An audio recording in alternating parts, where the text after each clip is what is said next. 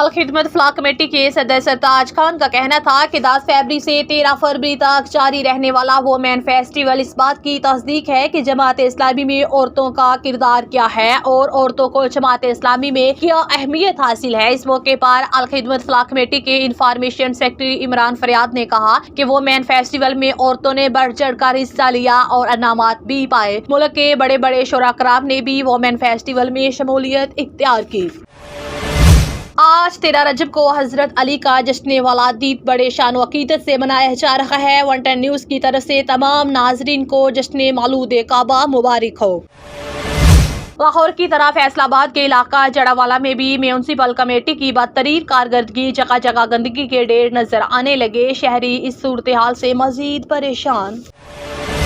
मारूफ शख्सियत सरवर खोखर जिक्रिया साहब और इनके भतीजे पर कातिलाना हमला हुआ है। जराये के मुताबिक तीनों इस वक्त LDA के क्वार्टर में मौजूद थे। कातिलाना हमले में सरवर खोखर और जिक्रिया साहब के भतीजे मारे। लाहकीन ने हुकूमत से इंसाफ की अपील की है।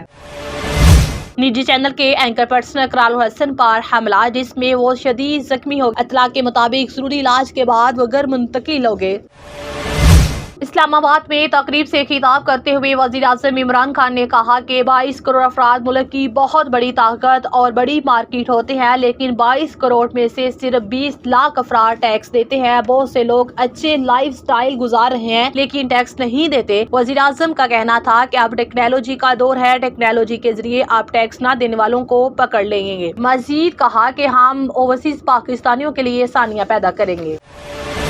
वज़ीर ख़ारजा शाह महमूद कुरैशी ने कहा कि इनके नज़दीक टॉप 10 में आने या आने की अहमियत नहीं है। वज़ीर आज़म इमरान खान का इन पर मुकम्मल अतमाद है। PDM ने मौलाना फजल रहमान और जहांगीर तरीन की मुलाकात तरदीद कर दी। PDM के तर्जमान हाफिज रहमतुल्लाह ने दोनों रहनुमाओं के दरमियान मुलाकात की खबर की तरदीद की है। उनका मजीद कहना था कि मौलाना फजल रहमान ड्राइंग रूम और ऑफशोर सियासत पर यकीन नहीं रखते। अदम एतमाद तहरीक कामयाब बनाने के लिए मुलाकातें खुफिया नहीं बल्कि कौम के सामने रखेंगे।